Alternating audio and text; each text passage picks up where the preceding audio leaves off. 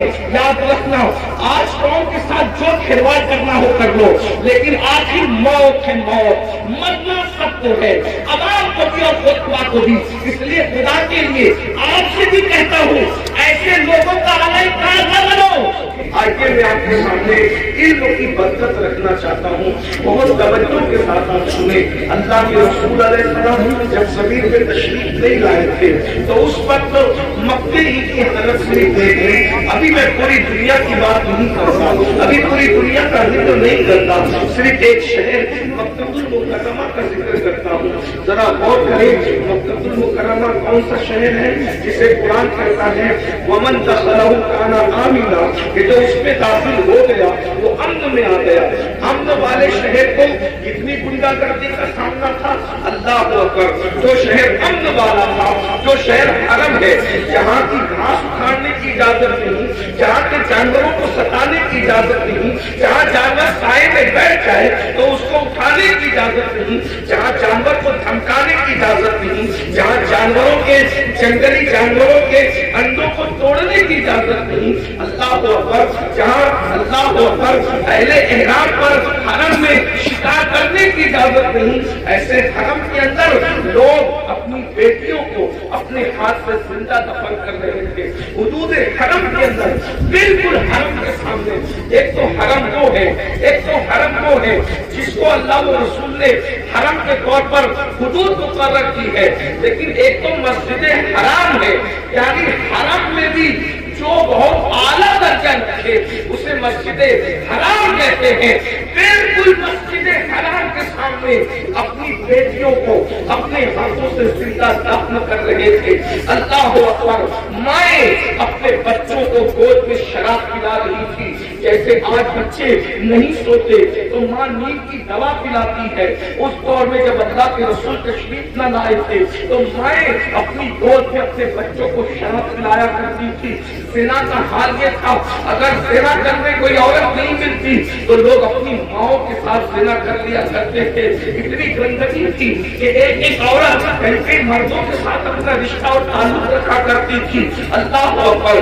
ذرا غور کریں اس گندے ماحول میں جبکہ جانوروں کے ساتھ بدکاری ہو رہی ہے، ماں کے ساتھ بدکاری ہو رہی ہے، ماں کی گود میں شراب پلائی جا رہی ہے، اللہ کے گھر پہ 360 بت رکھ دیے گئے ہیں، ننگے ہو کر کعبے کا طواف کرتے ہیں، عورتوں کو منحوس سمجھتے ہیں، بیواؤں کو منحوس سمجھتے ہیں، بیواؤں کے ساتھ بدسلوکی کرتے ہیں، کمزوروں پہ ظلم کرتے ہیں، کمزوروں کا مال کھا جاتے ہیں۔ جب اللہ کے رسول تشریف لائے، اللہ کے رسول علیہ السلام نے اتنا گندا ماحول دیکھا تو ماحول دیکھنے کے بعد حضور علیہ السلام نے ان کے سامنے نماز کی بات نہیں کی۔ ذرا اپنے توجہ چاہتا ہوں آپ سب کی، اہل ملت کی بھی توجہ چاہتا ہوں، ذرا غور کریں ماحول کتنا بگڑا ہوا تھا۔ حضور علیہ السلام نے پہلے دن نماز کی بات نہیں کی، پہلے دن روزے کی بات نہیں کی، پہلے دن حج کی بات نہیں کی، پہلے دن زکات کی بات نہیں کی، پہلے دن صدقے کی بات نہیں کی۔ اتنے گندے ماحول میں اللہ کے رسول جو سب سے پہلا حکم لے کر کے آئے وہ کیا تھا؟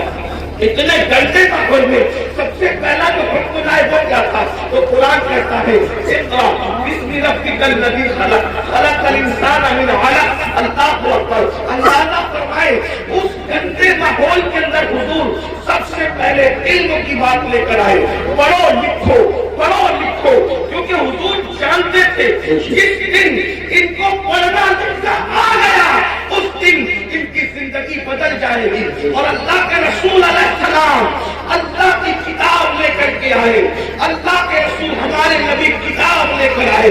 ہمارے نبی صاحب کتاب نبی ہے، صاحب کتاب پیغمبر ہے، صاحب کتاب رسول ہے۔ اور کون سی کتاب لائے؟ اسے قرآن کہا جاتا ہے۔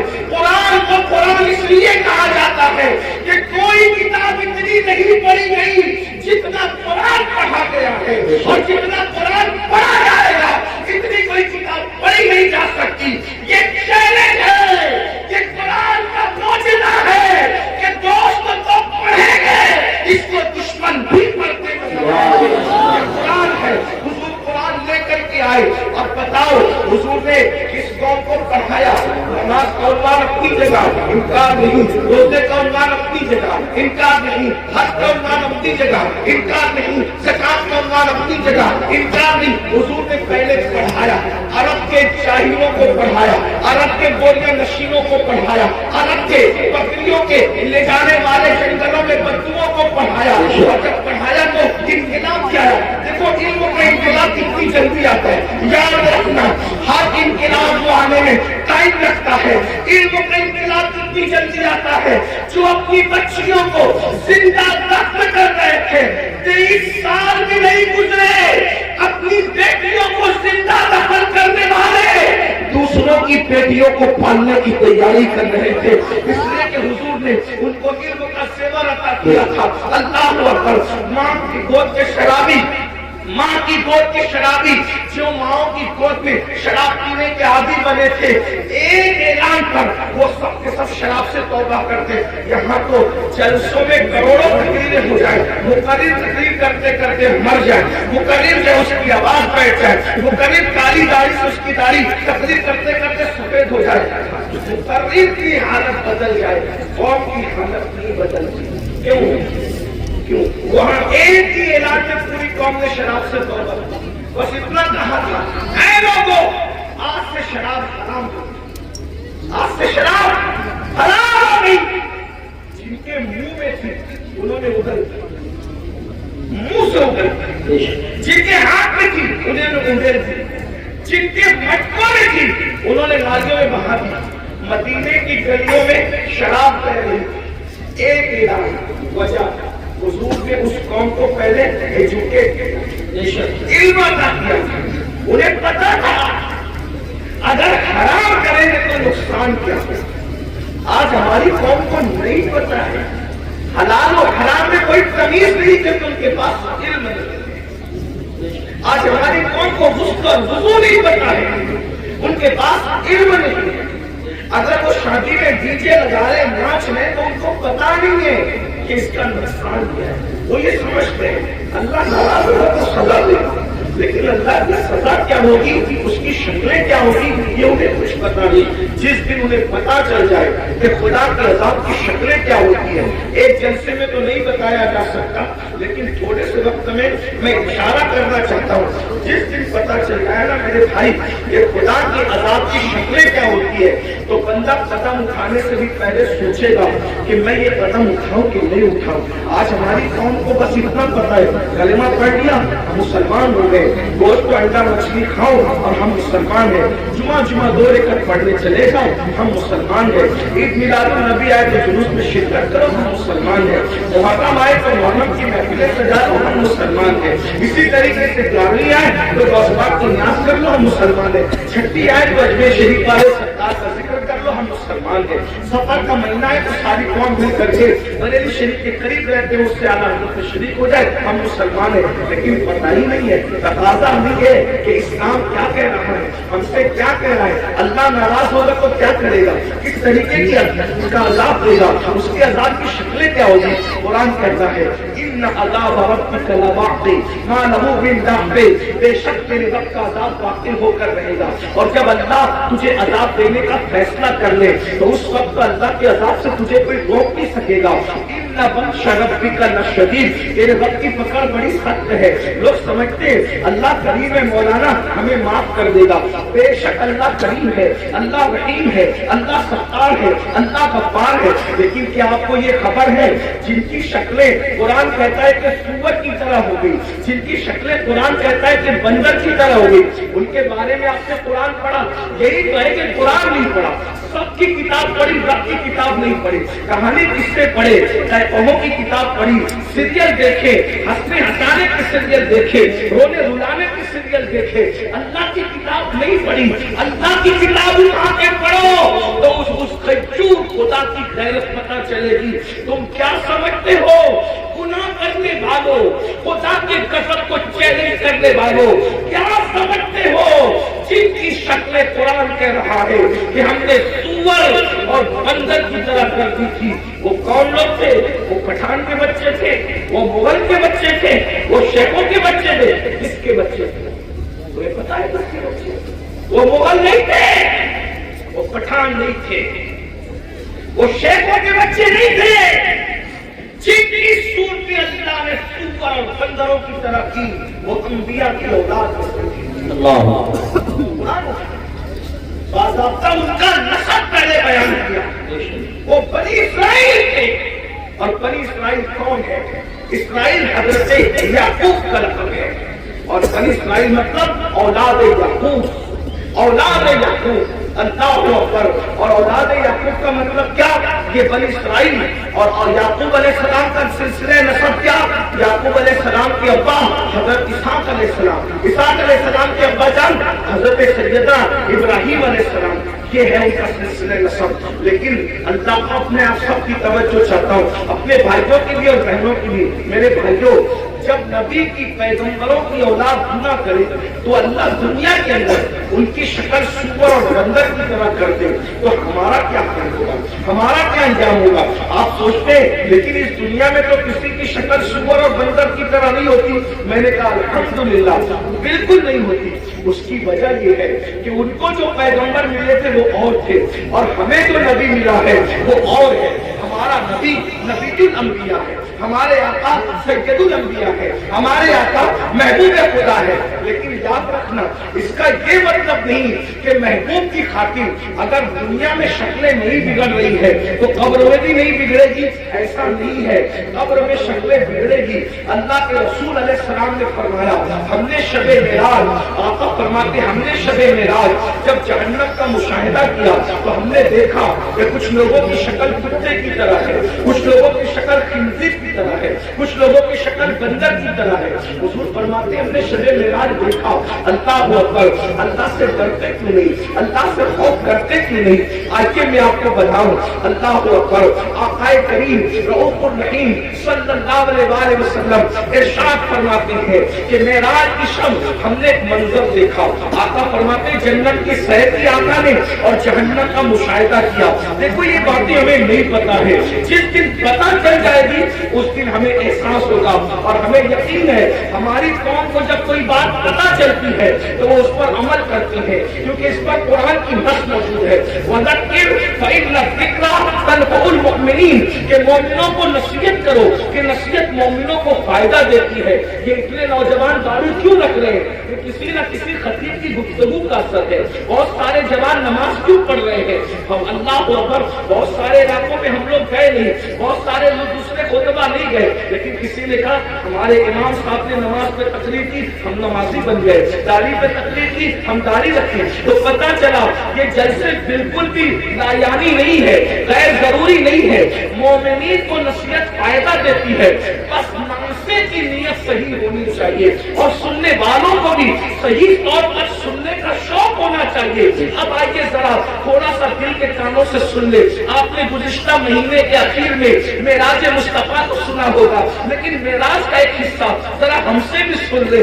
اللہ اکبر، آقا کریم صلی اللہ علیہ وسلم ارشاد فرماتے ہیں کہ معراج کی شب ہم نے کیا دیکھا؟ اللہ اکبر، جب جہنم کا مشاہدہ کیا۔ مشاہدے اور سیر میں فرق ہے، جنت کی سیر کی ہے، جہنم کا مشاہدہ کیا ہے۔ اللہ اکبر، تو فرماتے ہیں خون کا دریا تھا، پیپ کا دریا تھا، اور اس میں بندہ تیر رہا تھا۔ خون اور پیپ کے کھولتے ہوئے دریا کے اندر کوئی تیر رہا ہو، تھوڑا توجہ کیجیے گا میرے پیارے آقا علیہ الصلوۃ والتسلیم کے پیارے دیوانوں، ذرا غور کیجیے گا۔ اگر اپنے آپ سے محبت ہے اور اپنے نبی کی باتوں پر یقین ہے تو یہ باتیں میری نہیں ہے، یہ باتیں اپنے نبی کی ہے، یہ باتیں مصطفیٰ جان رحمت صلی اللہ علیہ وسلم کی ہے۔ ذرا غور کرو، ماں اور بہنوں کی بھی توجہ چاہتا ہوں۔ یاد رکھنا، کسی کی بھی بات میں شک کرو گے تو کوئی نقصان نہیں ہوگا، لیکن اپنے نبی کی بات میں شک کرو گے تو ایمان کی ہاتھ سے جا سکتا ہے۔ یہ تمہارے اور میرے نبی نے فرمایا، شب معراج جہنم کا مشاہدہ ہو رہا ہے، خون کا دریا ہے، پیپ کا دریا ہے، اور وہ کھولتا کھولتا خون ہے، کھولتا کھولتا پیپ ہے۔ اس میں ایک بندہ ڈبکیاں لے رہا ہے، ایک بندہ تیر رہا ہے۔ جیسے ہی وہ منہ باہر نکالتا ہے، جیسے ہی وہ سر باہر نکالتا ہے، اس کے منہ میں پتھر ڈالے جاتے ہیں، جہنم کی آگ کے بنے ہوئے پتھر اس کے منہ میں ڈالے جاتے ہیں، اور اس کا منہ پھر اسی دریا میں ڈوب جاتا ہے۔ اس پر یہ عذاب हो रहा था, रहमतुल्लिल आलमीन से देखा न गया। हुजूर तड़प गए, हुजूर बेचैन हो गए, हुजूर बेकरार हो गए और पूछने लगे, जिब्रील ये कौन लोग हैं कि खून और तीन के दरिया में डुबकियां लेते हैं और जब मुंह बाहर निकालते हैं तो पत्थर, वो भी जहन्नम की आग के पत्थर, इनके मुंह में डालकर इनको डुबा दिया जाता है। ये दर्दनाक अज़ाब क्यों हो रहा है? तो जिब्रील अमीन ने अर्ज किया, या रसूल अल्लाह, ये आपकी उम्मत के वो लोग हैं जो दुनिया में सूद खाया करते थे, ये सूद का कारोबार किया करते थे, ये सूद का धंधा किया करते थे। मैं आपसे पूछना चाहता हूँ, दुनिया की सब कुछ है, बोलो अगर किसी सच्चे मुसलमान को ये पता चले कि सूद खाने का अंजाम क्या है, वो पीठ का दरिया, वो खून का दरिया। और खून का दरिया क्यों है? मैंने गौर किया कि सूद खोरों के लिए पीठ और खून का दरिया क्यों है। तो बहुत सोचने के बाद मुझे ये समझ में आया कि सूद खोर लोग कौन का खून चूसते हैं, कौन का खून चूसते हैं, उनकी गुर्बत का फायदा उठाते हैं, उनकी मजबूरियों का फायदा उठाते हैं। इसलिए देखो, कुदरत ने उनको खून और पीठ के दरिया की सजा दी है। अपने आप से पूछना चाहता हूँ, ऐसे सूद का धंधा करके, ब्याज का धंधा करके, इंटरेस्ट का धंधा करके मालदार बनने वालों, जरा गौर कीजिए, कितना भी माल कमा लोगे, थोड़ा ध्यान देना मेरी बात पर, कितना भी बड़ा महल हो, ताजमहल की तरह भी महल बना लो, जब आखिरी में डॉक्टर कहेगा ना कि ये बहुत बीमार है, इसके बचने की उम्मीद नहीं है, तो आपके बच्चे, हमारे बच्चे क्या करेंगे? आप हो या हम हो, कोई हो, वो लोग बच्चे क्या करेंगे? उठा के सीधा हॉस्पिटल में दाखिल कर देंगे। बताओ, जिस माल को अल्लाह की नाफरमानी करके कमाया था, करोड़ों रुपए का महल बनाया था हराम माल से या हलाल से भी बनाया था, लेकिन आखिरी सांसें कहाँ ले रहे हो? आखिरी सांसें कहाँ ले रहे हो? हॉस्पिटल की चार दीवारी में। यही है ना तुम्हारी दुनिया, जिस दुनिया की खातिर अल्लाह को नाराज किया, जिस दुनिया की खातिर खुदा को नाराज किया, आखिरी एंड क्या है, आखिरी अंजाम क्या है? दुनिया के 80% लोग हॉस्पिटल में आखिरी सांस लेते हैं और अक्सर लोग तो आईसीयू में आखिरी सांस लेते हैं। हाय हाय, कुदरत का इम्तिहान तो देखो, कुदरत की सजा तो देखो। याद रखना, बहुत कम लोग खुशनसीब है जो अल्लाह अकबर सजदों में जाते हैं, खुदा के हरम में जाते हैं, तिलावत करते करते जाते हैं। 80% लोग तो खानों की चार दीवारियों में आखिरी सांस लेते हैं। अल्लाह अकबर। मैं उस पर कोई फतवा नहीं लगा रहा हूँ, मैं मुफ्ती भी नहीं हूँ, लेकिन इतना जरूर कहूंगा, जरा गौर तो करो, करोड़ों की बिल्डिंग पड़ी हुई है और आप किराए के दवाखाने के अंदर आखिरी सांस ले रहे हो। पलंग है, हाँ हाँ, कपड़ों पे गुरूर करके खुदा को भूलने वालों, ये खुदा का इम्तिहान देखो, अल्लाह की आजमाइश देखो, खुदा का इम्तिहान देखो। इन्ना रब्बी का नवाके, अरे फिरौन जिस इम्तिहान से गुजरा, उस इम्तिहान से तुम भी गुजारे जाओगे। खुदा के गजब को चैलेंज करने वालों, अपने कपड़ों पे इतराते थे, पहनाने वाले खुदा पे नाज नहीं था, कपड़ों पे घमंड था ना, कपड़ों पे गुरूर था ना। क्या होता है? 50,000 का मेरा ड्रेस है, 25,000 अच्छे कपड़े पहनो, इस्लाम मना नहीं करता, लेकिन आखिरी में क्या है? सारे अच्छे कपड़े उतार के घर रख दिए गए और हॉस्पिटल के कपड़े तुम्हें पहनाए गए। ये मरने से पहले खुदा का इम्तिहान है। किस दुनिया से मुंह लगा रहे हो, किस दुनिया से दिल लगा रहे हो, किस दुनिया के चक्कर में अल्लाह को भूले हो, किस दुनिया के चक्कर में शरीयत को पीठ के पीछे डाले हो, किस दुनिया के चक्कर में दीन को पीठ के पीछे डाले हो। मुसलमानों, अगर तुम्हें ये इल्म हो जाए कि दुनिया की औकात क्या है, तो तुम कभी दुनिया को मुंह न लगाओ, दुनिया से दिल न लगाओ।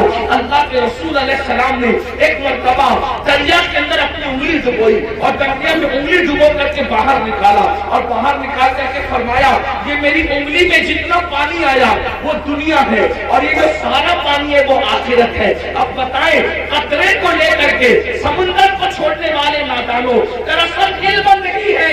अगर हमें इल्म होता तो पता चलता, वला आखिरत खैरुम व अबका, आखिरत बेहतर भी है, आखिरत बाकी रहने वाली भी है, दुनिया बाकी रहने वाली है ही नहीं।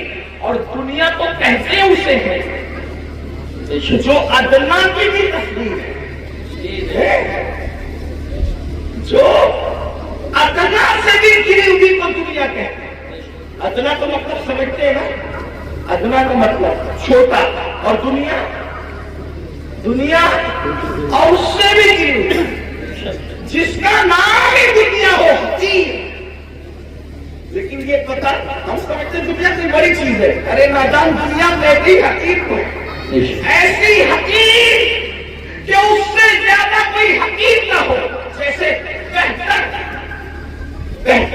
بہترین فضل افضل درجات بڑھتے ہیں۔ جب تفصیل کے ساتھ بات ہوتی ہے تو پھر درجات بڑھتے، ایسے جب تصغیر کے ساتھ بات ہوتی ہے تو پھر درجات گھٹتے ہیں۔ تو دنیا تصغیر ہے، کیا یہ اتنی حقیر ہے کہ اس سے بڑھ کر کوئی حقیر نہیں، لیکن ہمارے پاس یہ بھی علم نہیں ہے، دنیا دنیا بھی کہتے ہیں اور اس پر قربان بھی ہوتے ہیں، پتہ ہی نہیں ہے کہ حقیر پہ قربان نہیں ہوا جاتا۔ ارے جب حقیر پہ قربان نہیں ہوتے تو حقیر پہ کیسے قربان ہوتے ہیں؟ اگر قربان ہونا ہے تو اس پر قربان ہو جاؤ جس نے دنیا بھی پیدا کی، آخرت بھی پیدا کیا۔ یقین دنیا پہ قربان ہوا، ختم کر دیا گیا، حسین دین پہ قربان ہوئے، آج حسین پاک کا ذکر بھی باقی ہے، نسل بھی باقی ہے۔ دنیا کی خاطر، دنیا کی خاطر،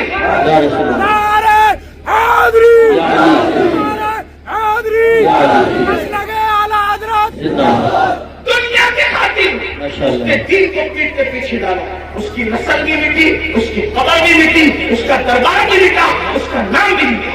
یہ تو ہم حسینیوں کا احسان ہے کہ بطور مذمت اس کا نام لے لیتے ہیں تو کہیں کہیں وہ یاد آ جاتا ہے۔ اگر ہم بطور مذمت جیسے شیطان کا نام آتا ہے اعوذ باللہ من الشیطان الرجیم کے طور پہ اللہ اکبر، اگر اس طریقے سے اس کرانتی کا نام نہ لیں تو کبھی لوگ اس کو یاد نہیں۔ یہ تو حسینیوں کا احسان ہے کہ مذمت کے اعتبار سے کہیں نہ کہیں وہ یاد آتا۔ یہ ہے دنیا، اب اسی دنیا میں غرق ہو، اسی دنیا میں ڈوب رہے تو آقا ارشاد فرماتے ہیں ہم اور آگے بڑھے، توجہ فرمائیں، آپ توجہ کو بہت اچھی کرنے میں شروع، لیکن مزید غور کریں۔ آقا فرماتے ہیں ہم اور آگے بڑھے تو ہم نے کیا دیکھا، کچھ مرد اور عورتیں ہیں جن کی چمڑیاں آگ کی کچھی سے کاٹی جاتی ہیں۔ بس میں بات طویل نہیں کروں گا اور ختم بھی کر دوں گا وقت پہ، کیونکہ ہم 1 گھنٹہ لیٹ چل رہے ہیں اور مجھے دوسرے پروگرام کی طرف رات کے پروگرام کی طرف جانا ہے۔ لیکن غور سے سن لیں، معراج کا یہ بھی حصہ ہے، فرمایا کیونکہ معراج میں حضور اللہ فرماتا ہے لنوریہ من آیاتنا، ہم نے ان کو اس لیے سیر کرائی مسجد حرام سے مسجد اقصی تک تاکہ ہم ان کو اپنی نشانیاں دکھائیں۔ یہ نبی کا دیکھنا ہے، نبی کا دیکھنا ہے۔ جہنم میں لوگ بعد میں جائیں گے، نبی پہلے دیکھ رہے ہیں۔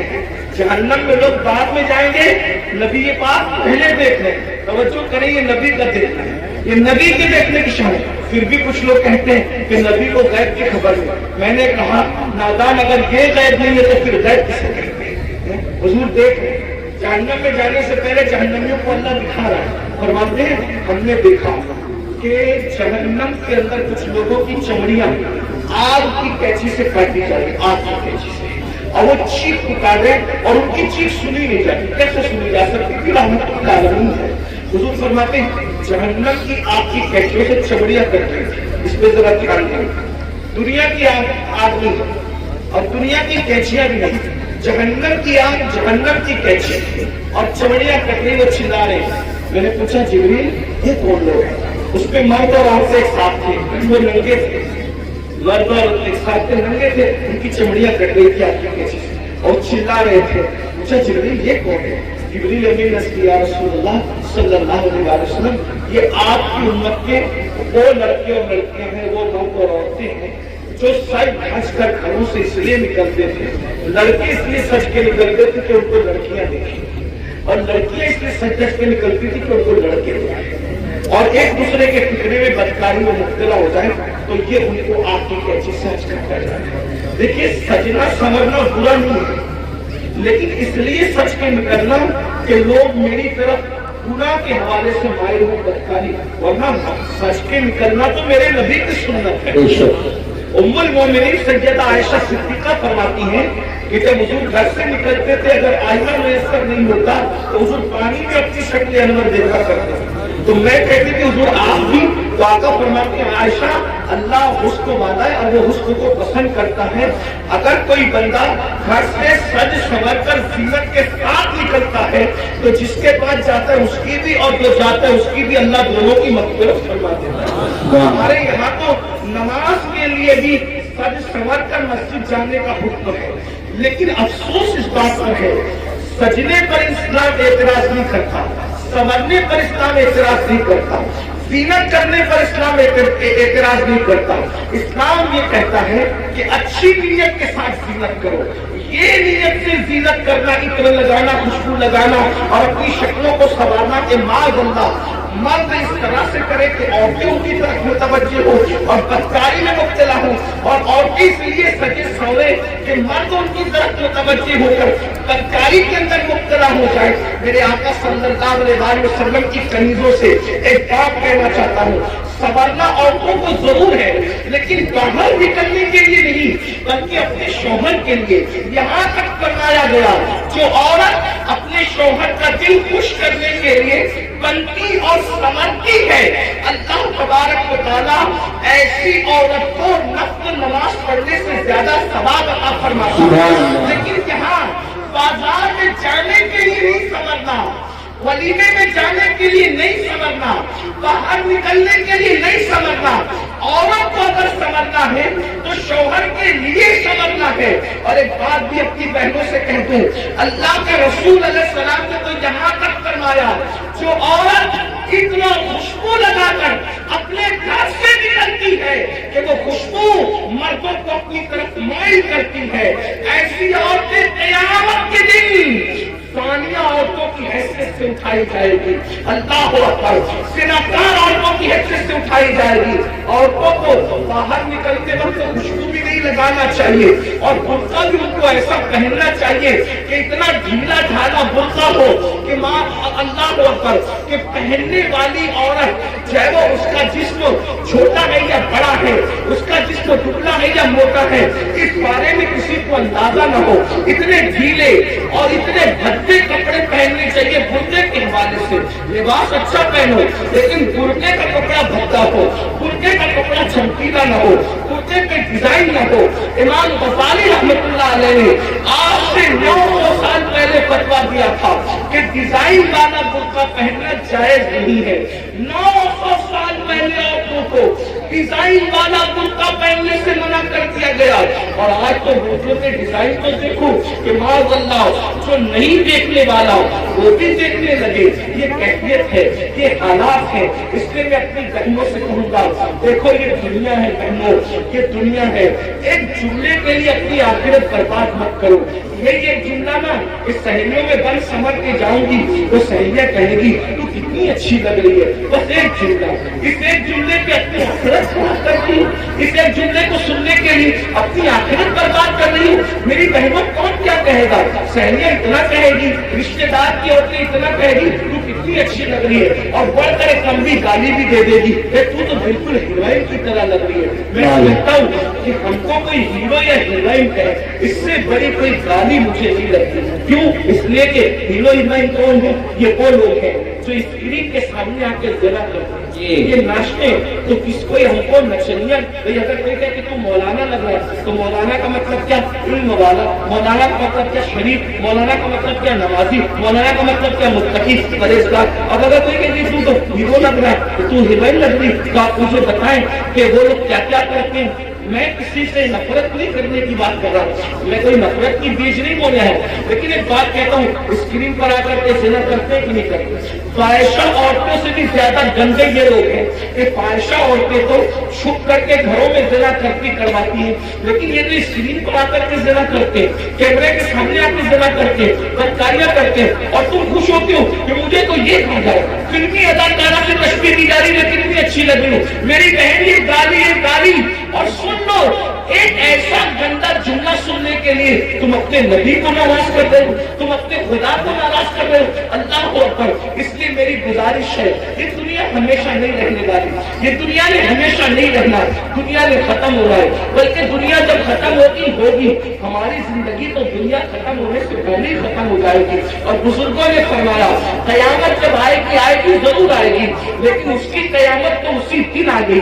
کب آ گئی اس کی قیامت؟ جس دن ہماری روح کا رشتہ ہمارے جسم سے ٹوٹ گیا, جس دن ہمارا انتقال ہو گیا, اسی دن ہماری قیامت آ گئی. اب ہم آخرت کی تیاری نہیں کر سکتے. میں اپنی بہنوں سے پوچھنا چاہتا ہوں اور آپ سے بھی کہنا چاہتا ہوں, کبھی تصور کیا, اپنی قبر کا تصور کیا؟ ایک دن ہم قبر میں جائیں گے, ضرور جائیں گے, قبر کے اندر داخل ہوں گے, ضرور داخل ہوں گے. سوچو تو صحیح, وہاں کا اندھیرا سوچو. جانا تو ہے, اس کا کوئی انکار کر سکتا ہے؟ نہیں کر سکتا. جانا تو ہے, قبر میں اندھیرا ہے, کروٹ بدلنے کے لیے بھی جگہ نہیں ہے. وہاں کیڑے ہیں, وہاں مکوڑے ہیں, وہاں سانپ ہے, وہاں بچھو ہے. کوئی بچانے والا نہیں, کوئی مدد کرنے والا نہیں, کوئی مددگار نہیں. ذرا میرے بھائیوں غور کرو, میری بہنوں غور کرو, وہ وقت کیسا ہوگا؟ تھوڑی دیر کے لیے, ایک لمحے کے لیے تصور کرو, وہ وقت کیسا ہوگا جب ان گورے گورے خوبصورت نرم نازک گالوں کو قبر کے کیڑے کھا رہے ہوں گے. قبر کے کیڑے جب ان کو کھا رہے ہوں گے, اس وقت کیفیت کیا ہوگی؟ ہاں, یہ آنکھیں جس پر غرور اور تکبر اور گھمنڈ کرتے ہو, ان آنکھوں کو قبر کے کیڑے پی چکے ہوں گے, اس کے آنسو پی چکے ہوں گے, اس کے دیدے پی چکے ہوں گے. اور اللہ کو کر یہ جسم, یہ نرم اور نازک جسم جس پہ بڑا گھمنڈ ہے انسان کو, اس کی چمڑی, اس کا گوشت, ہڈیاں سب کو قبر کے کیڑے چٹ کر جائیں گے. اس وقت ہمارا کیا بنے گا؟ اس لیے میرے بھائیوں, میری بہنوں, اللہ سے کرو, ان سب چیزوں کی معلومات حاصل کرو کہ اللہ کا عذاب کیا ہے, اللہ کے عذاب کی شکلیں کیا ہے. اور آج میں تو یہ کہتا ہوں, قبر میں جو عذاب ہوگا وہ تو ہوگا, قبر میں جو سزا ملے گی وہ تو ملے گی, جہنم میں جو ملے گی وہ تو ملے گی. لیکن دنیا میں سزا اللہ دے رہا ہے. آج دنیا کے 90% لوگ جو ہے بے چین ہے, بے قرار ہے, مضطرب ہے. وہ لوگوں کو سکون نہیں ہے. سب کہتے ہیں حضرت سکون نہیں ہے, کوئی کہتا ہے اللہ حضرت سب کچھ ہے, سکون نہیں ہے. کوئی کہتا ہے بیٹی کو رشتہ نہیں ہے, کوئی کہتا ہے اولاد نہیں ہے. جس کو اولاد ہے فرما بردار نہیں ہے, فرما بردار ہے ان کو نوکریاں نہیں ہے, گھر میں روزی روٹی کا مسئلہ ہے. ہر مسلمان نہیں بلکہ ہر انسان کسی نہ کسی مسئلے میں الجھا ہوا ہے. یہ مسئلے کیا ہے؟ یہ مسئلے نہیں ہے, یہ مسئلے جو ہے اللہ کے عذاب کی ایک شکل ہے. اللہ نے بطور عذاب مسلط کیا ہے. بیٹی کو رشتہ نہیں آتا, یہ اللہ کے عذاب میں سے عذاب ہو سکتا ہے. یاد رکھنا, روزی کے لیے در در بھٹک رہے ہو, خدا کے عذاب میں سے عذاب ہو سکتا ہے. سوتے ہو, نیند نہیں آتی, نیند کی گولیاں لے کر کے سوتے ہو, پھر بھی نیند نہیں آتی, اللہ کے عذاب میں سے عذاب کی شکل ہو سکتی ہے. اولاد نافرمان ہے, ماں باپ کو گالیاں دے رہے, ماں باپ کو گھر سے نکال دے, ماں باپ کو ذلیل کر رہے, ماں باپ کو رسوا کر رہے. یہ سب کیا ہے؟ اللہ کے عذاب میں سے عذاب ہے.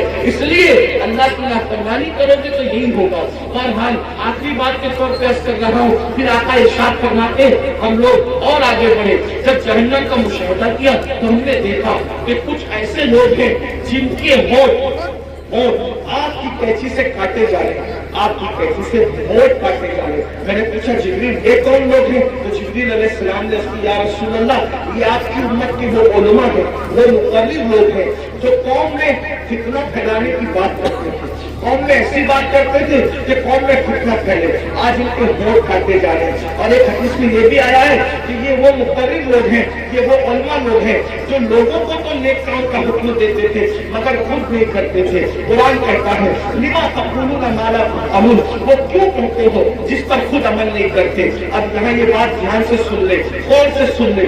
آخری بات کے طور پہ پھر مقرروں کے ہونٹ کاٹے جا رہے آپ کی قینچی سے.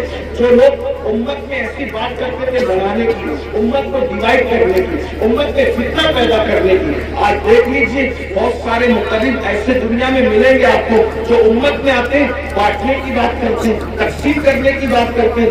امت کے جو मुत्तफ़क़ अलैह मसाइल हैं उससे हट करके नई बातें छेड़ते। मिसाल के तौर पे 1857 से पहले पूरी उम्मत जो है वो हिंदुस्तान के अंदर पूरी कौम जो है इस बात पर मुत्तफ़िक़ थी कि अल्लाह ने अपने नबी को गैब का इल्म अता फरमाया, लेकिन नई बात लाई गई और कौम को लड़ाया गया और ये बात कही गई कि नबी को तो दीवार के पीछे की खबर नहीं है। एक नई बात करके कौम को लड़ाया गया, उम्मत में इंतशार पैदा किया गया। इसी तरह 1857 से पहले इस मुल्क हिंदुस्तान में पूरी कौम का अकीदा था कि नबी जिंदा है, नबी हमारी जानों से ज्यादा करीब है, बल्कि हंसने उठाकर मुसलमान कहता था तू जिंदा है बंदा, तू जिंदा है बंदा, मेरी कश्मीर आलम से छुप जाने वाले। लेकिन ये बदतरीन उलमा, वो अल्लाह अकबर बिदअती उलमा, वो बदतरीन खल्क है, अल्लाह अकबर, वो बदतरीन खुतबा जिन्होंने ये बात फैलाई कि माज़अल्लाह नबी मरकर मिट्टी में मिल गए, कौम को लड़ाया कि नहीं लड़ाया। इसी तरीके से आज भी कुछ लोग ये काम कर रहे हैं कि अल्लाह अकबर सहाबा और अहलुल बैत के अकीदे पर, यानी सहाबा की मोहब्बत और अहलुल बैत की मोहब्बत पर पूरी दुनिया के लोग कायम है, पूरी दुनिया के मोमिनीन कायम है। लेकिन एक तबका मुकर्रिरों का ऐसा है कि वो अल्लाह अकबर अहलुल बैत की मोहब्बत के नाम पर सहाबा को तान करता है और कौम को लड़ाता है, और कुछ लोग ऐसे हैं जो सहाबा की मोहब्बत के नाम पे अहलुल बैत को तान करते हैं और उम्मत को लड़ाते हैं। याद रखना, आज कौम के साथ जो खिलवाड़ करना हो कर लो, लेकिन आखिर मौत है मौत, मरना सबको है, अवाम को भी और खुतबा को भी। इसलिए खुदा के लिए आपसे भी कहता हूँ, ऐसे लोगों का अलैकार न बनो जो सहाबा के नाम पर अहले बैत के सवालिया निशान खड़ा करते हैं, और ऐसे लोगों का भी अलैकार न बनो जो अल्लाह अकबर अहलुल बैत के नाम पर सहाबा को गालियां देते हैं। बंदा, सहाबा हमारी एक आंख है और अहले बैत हमारी दूसरी आंख है। हम दो आंख वाले हैं और हमारे एक हाथ में सहाबा का दामन है और एक हाथ में अहलुल बैत का दामन है। अल्लाहु अकबर, सहाबा वो है जिन्होंने इस्लाम फैलाया है और अहले बैत वो है जिन्होंने इस्लाम बचाया है।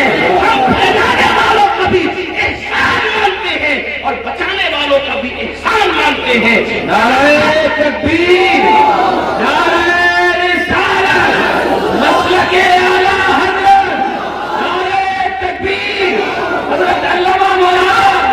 जहाँ हम करबला की जंग को भूल नहीं सकते कि वो इस्लाम बचाने की जंग थी, वही हम बद्र और उहुद को भी भूल नहीं सकते कि वो इस्लाम फैलाने की जंग।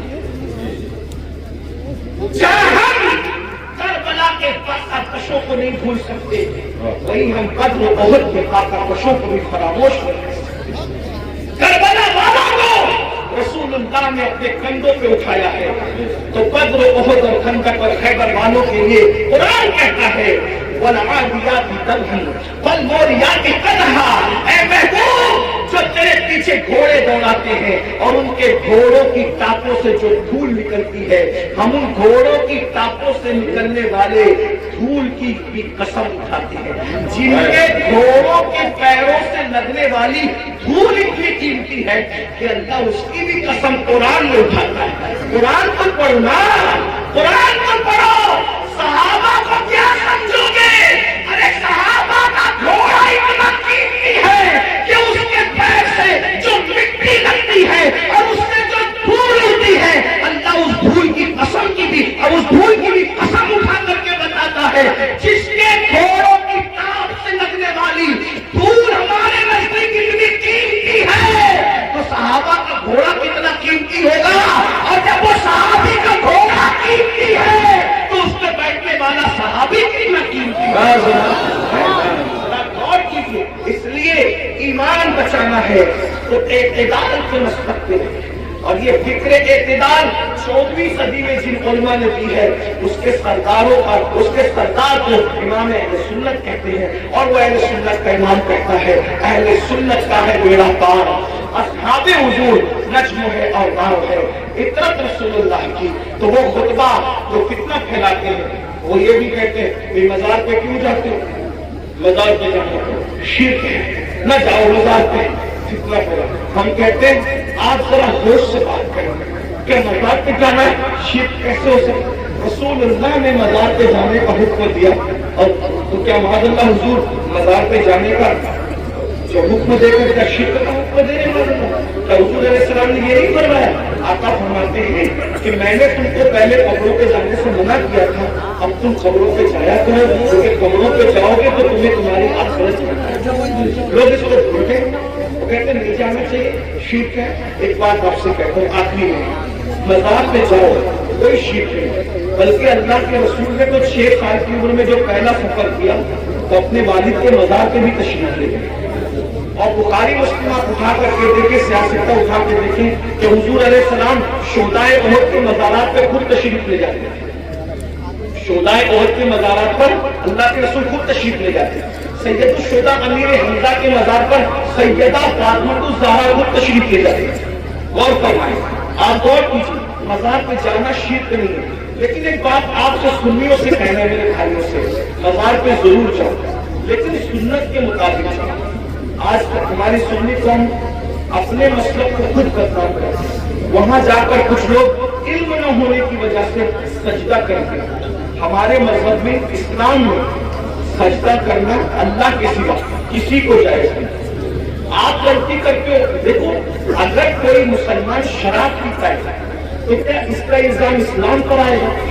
بولو بھائی بتائیے، صحیح کہہ رہے ہیں سر؟ اگر مسلمان شراب پیے تو کیا اس کا الزام اسلام پر آئے گا؟ بولے نہیں آئے گا، کیونکہ اسلام نے شراب حرام کیا۔ اب کوئی شراب پی رہا ہے تو یہ اس کی اپنی نادانی ہے، اسلام کا اس میں کوئی قصور نہیں ہے۔ تو اگر معاذ اللہ کوئی جاہل اندھا قبر پہ جا کے سجدہ کر رہا ہے تو اہل سنت اس کی تعریف کبھی نہیں کرتے۔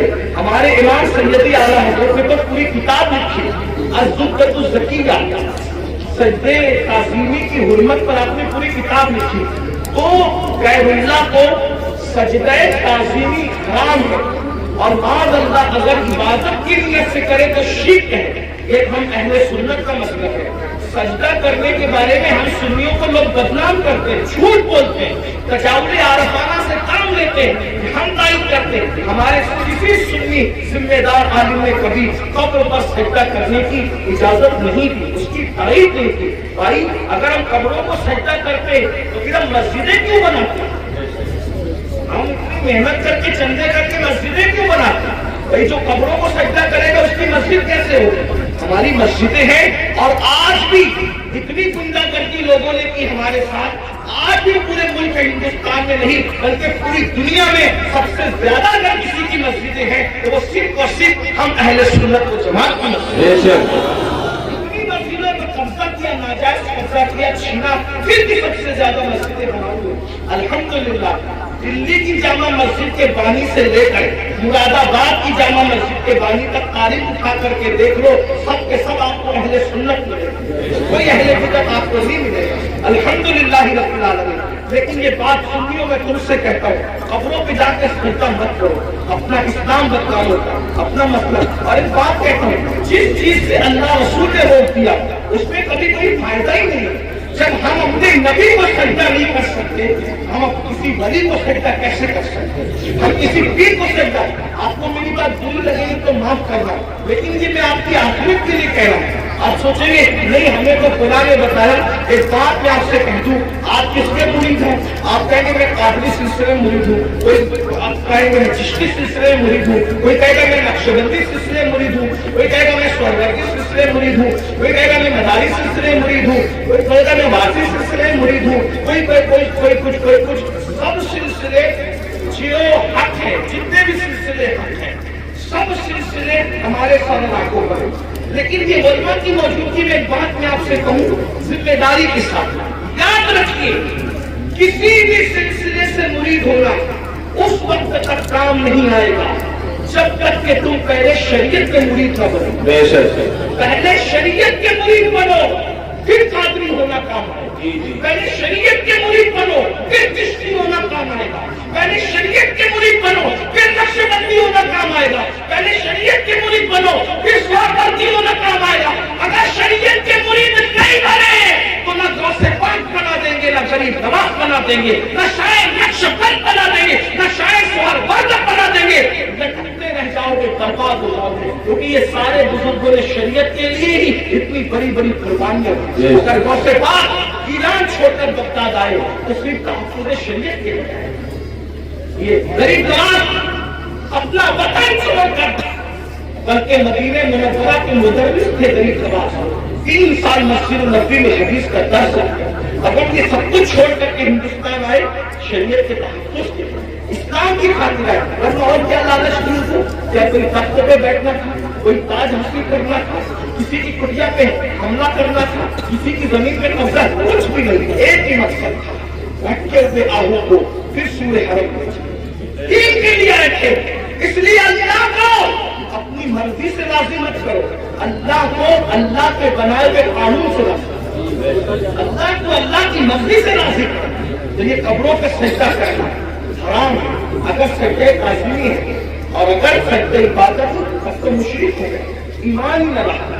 इसी तरीके से कब्रों पे जाओ तो बुजुर्गों के करीब पर जाओ, हाथ बांध कर बावजूद जाओ और कम से कम 2 हाथ टूट खड़े रहे और बुजुर्गों की वलियों की कब्रों की ऐसी ताज़ीम करो जैसा उनकी ज़ाहिरी हयात में मिल जाते, जैसे ताज़ीम करते वैसे करते। बताओ क्या अगर वास्ता गरीब नवाज और बुजुर्गाने दिन हमें मिल जाते तो हम उनके ऊपर ऐसे लटकते, ऐसे लटकते, उनके ऊपर ऐसे गिरते पड़ते जैसे कपड़ों पे गिरते? अकीदत अपनी जगह, बल्कि आपको कहता हूँ रसूलुल्लाह की मज़ार अनवर को देखा तो सैयद आला हज़रत फारूक के पेशे नजर वो नौबहार, पेशे नजर वो नौबहार, मगर सजदे को दिल लगे। आशिक थे ना, आशिक थे ना, यार का जलवा देखा कहने लगे सजदे को दिल लगे। मगर आशिक होकर भी अदब का दामन हाथ से न छूटे, शरीयत का दामन हाथ से न छूटे, फौरन कहते मगर क्या करूं? रोकिए, सर को रोकिए। हाँ यही इम्तिहान, क्या बात है, इम्तिहान है हमारा। इसलिए अब इस बात पे कड़वी लगे तो माफ करना, जिनको सजदा करना हराम है वहां जाकर सजदे करते हो और जिसको सजदा करने का हुक्म है उसको सजदा नहीं करते। देख हमारी कौम का हाल है, जो 700 मरतबा पूरे कुरान में कहे कि मुझे सजदा करो, उसको सजदा नहीं करो, और जिसको सजदा करना हराम है वहां जाकर नादानी देखो, इल्म देखो ना, ये जीवन अनपढ़, ये इल्म न होना सारी गंदगी की जड़ है। इसलिए इल्म हासिल, अपने बच्चों को भी इल्म के करीब लाओ, इतना इल्म अपने बच्चों को दे दो। मैं नौजवानों से कहता हूँ जितना इल्म हासिल करना इल्म दीन हर मुसलमान पे फर्ज है, इतना इल्म सीखिए, इतना इल्म सीखिए, आप पे फर्ज है। नमाज का, रोजे का, हज का, ज़कात का, निकाह का, तलाक का, ये सब इल्म सीखिए और साथ ही साथ दुनियावी एजुकेशन तय कीजिए कि कम से कम हमारा हर बच्चा बच्ची ग्रेजुएट होना चाहिए। इससे कम हमें नहीं पढ़ना, चाहे उसके लिए हमें नौकरी करना पड़े, 8 घंटे की बजाय 12 घंटे मेहनत करना पड़े, तो इल्म की तरफ पेश है। और ये सिर्फ जलसों की हद तक नहीं, अहद तक क्यों कि मुझे हमारे महाराणा के मशाइख ने ऐलान किया आधी रोटी खाएंगे, बच्चों को पढ़ाएंगे। अगर आधी रोटी खाना पड़े तो खाओ, अपने बच्चों को पढ़ाओ।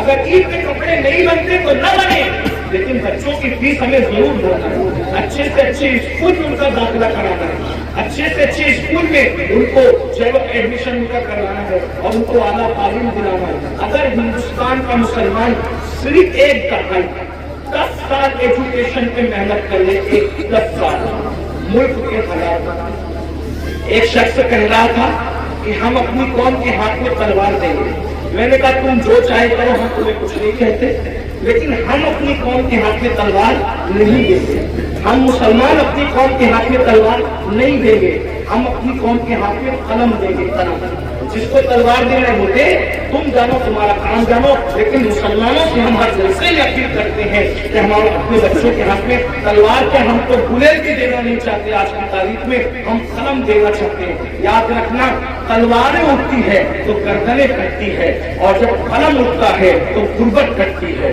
जब कलम उठता है कमजोरियां कटती है, कलम उठता है दुश्मन शेर होते हैं, कलम उठता है इनकलाब आता है। मेरे नबी कलम और किताब लेकर के आए थे, इसलिए कोई बच्चा अनपढ़ न रहने पाए।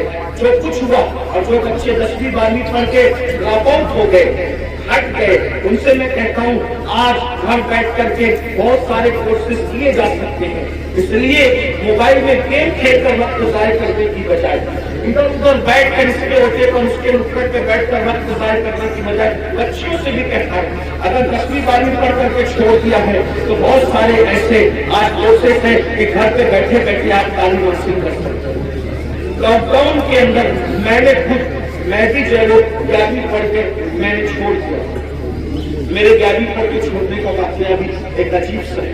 اصل میں سنی دعوت اسلامی کے ماحول میں تھا، میں 11ویں میں جب جونیئر کالج میں میرا ایڈمیشن ہوا، ماں باپ کی تمنا تھی کہ اس کو ٹیچر بنائیں، تو خاص طور پہ امی کی تمنا تھی اس کو ٹیچر بنائیں۔ میں جیسے کالج جونیئر کالج میں میں نے قدم رکھا تو دیکھا کہ لڑکے اور لڑکیاں ساتھ پڑھتے اور بے پردہ ہیں، اور 11ویں پہنچنے کے بعد سب بالغ ہو گئے، تو اتنا شعور نہیں تھا مجھے، لیکن اتنا تو تھا کہ لڑکیوں کے ساتھ نہیں بیٹھا جا سکتا بے پردہ۔ تو میں نے ٹیچر سے کہا، کلاس ٹیچر سے عبدالعزیز سر ہمارے تھے، میں نے کہا کہ لڑکیوں کے ساتھ بیٹھنا نہ چاہیے، وہ ہنسنے لگے، بولے حیرت ہے اس دور میں ایسی بات نہیں کوئی کرتا ہے، تو پاگل تو نہیں ہوا۔ میں نے 1 مہینے تک کے یہ بات کرتا رہا، حقیقی ہمارے پرنسپل نے کہا ایسی بات نہیں، میں نے کہا یا تو ڈیوائڈ کر دیں یا تو پھر ہم چلے، اور میں نے جو ہے وہ پھر اس کے بعد چھوڑ دیا۔ تو میرے سر میرے گھر پر ہے، اتفاق میں میرے ابا کی بھی کلاس ٹیچر رہ چکے تھے، میرے بھی ایک ہی اسکول میں، ہمارے ابا نہیں پڑھا میں بھی پڑھا، تو وہاں پر وہ آئے کہ ابا وہ کہا تیرے بیٹے کو سمجھا کہ یہ پاگل تو نہیں ہوا ہے، میں نے کہا کچھ بھی ہو میں نے نہیں پڑھا، شریعت نے منع کیا، حالانکہ آپ ایسا نہیں کرنا، شریف علماء سے آپ رشتہ علماء کو بتائیں گے حالات کے تحت معاملات ہوتے ہیں، لیکن اس وقت ماحول ایسا تھا ہمارا سنی دعوت اسلامی کا ماحول، تقوی کا، پرہیزگاری کا، اب تو متقی نہیں ہے وہ پرہیزگاری نہیں ہے، لیکن بہرحال تو وہ ماحول تھا تو ہم نہیں گئے تھے، لیکن میرے عزیز ساتھی میرے بڑے بھائی کی طرح وہ بھی ایک اسکول کے پرنسپل ہے، ہماری سنی دعوت اسلامی کے رکن شورا ہے غالب اسلام خان، اس نے کہا کہ پڑھ لے بھائی ورنہ ایسے ہی رہ جاتا۔ میں نے کہا اگر میں اچھی نیت سے اللہ کی شریعت کے لیے چھوڑ رہا ہوں تو اللہ اس کا صلہ مجھے دے گا، اور اللہ نے مجھے صلہ یہ دیا کہ آج میں ایک English medium school and junior college کا چیئرمین ہوں اور تقریباً 50 ٹیچر جو وہ اس وقت کم و بیش الحمدللہ جو وہ ہمارے اندر میں کام کرتے ہیں، یہ کرم ہے۔ مجھے یہ یقین ہے شریعت کا دامن جس نے پکڑا ہے تو اللہ نے اس کو کبھی ذلیل نہیں کیا، لیکن بہرحال پھر مجھے احساس تھا کہ میں پڑھ نہیں سکا، پھر میری پوری توجہ دینی تعلیم کی طرف ہوئی۔ ویسے میں 7th اور 8th میں جو ہے وہ عالم کورس کی طرف چلا گیا تھا، لیکن میں نے سوچا کہ پوری توجہ جاننے کے بعد اسی پہ مرکوز کر دی جائے، اسی طرف میں نے توجہ رکھی، لیکن پھر مجھے احساس تھا کہ میں نے دنیاوی تعلیم کو بھی آگے بڑھایا، تو لاک ڈاؤن کا فائدہ اٹھاتے ہوئے پھر میں نے ایم اے کے اندر ایڈمیشن لیا ابھی، ہاں، اور اس کے پہلے ایگزام میں شرکت کا پروگرام تھا اور اس کی تاریخ اور حج کی تاریخ سیم ہو گئی تو نہیں دے سکا، لیکن بہرحال میں نے اس طرف پیش رفت کیا، اور انشاءاللہ تو آپ سے بھی میں کہتا ہوں، میں یہ آپ کو کہہ کے جا رہا ہوں، میں آپ سے میں نے خود بھی اس پر عمل کیا ہے الحمدللہ، اور میں انشاءاللہ تعالیٰ اس کی کوشش کروں گا کہ 1 سال میں اس کی تکمیل کروں جو رہ گیا ہے۔ بہرحال اتنی لاک ڈاؤن میں تو فری تھے تو جو ہونا تھا جو کرنا تھا وہ کر لیا، لیکن اب دونوں کی مصروفیت نہیں، لیکن اللہ نے آپ کو وقت دیا، فرصت کا وقت دیا ہے، آپ جو پارٹ ٹائم کورسز ہیں وہ کریں، بلکہ جو نوجوان دنیا نہیں پڑھے ہیں وہ گھر بیٹھے کورسز کا فائدہ اٹھا کے دنیا پڑھیں، اور جو جوان دنیا پڑھ چکے ہیں، ڈاکٹر ہے، انجینئر ہے، ٹیچر ہے، ان کو چاہیے کہ عالم کورسز بھی اب جو ہے یعنی یہ آن لائن پڑھائے جا رہے ہیں، تو آپ 2 گھنٹہ نکال کر کے علماء سے ہمارے مفتی عارف صاحب میں سب کے نام نہیں جانتا، ان سے رابطہ قائم کر کے معلوم کریں کہ اچھا تعلیمی نظام آن لائن کہاں ہے تو آپ بھی کریں۔ الحمدللہ ہمارے بہت سارے سنی دعوت اسلامی کے ایسے مبلغین جو ڈاکٹر ہیں، ٹیچر ہے، اور انہوں نے فارمیسی کیا ہے، آن لائن انہوں نے کورسز کیے، اور وہ بہت سارے لوگ آن لائن کورسز کر کے عالم بن گئے۔ تو میری گزارش ہے احسان کرنے سے ہوتا ہے، علم پڑھنے سے آتا ہے. تھوڑی محنت کیجیے. جتنا ٹائم موبائل میں لگاتے ہو، جتنا ٹائم دکانوں پہ لگاتے ہو، جتنا ٹائم ہوٹلوں پہ لگاتے ہو، جتنا ٹائم ادھر ادھر بیٹھ کے لگاتے ہو، اس کو تعلیم میں خرچ کیجیے. دنیاوی تعلیم بھی اور دینی تعلیم بھی دونوں تعلیم حاصل کیجیے. اللہ تعالیٰ کی بارگاہ میں دعا ہے اللہ ہم سب کو عمل کی توفیق عطا فرمائے.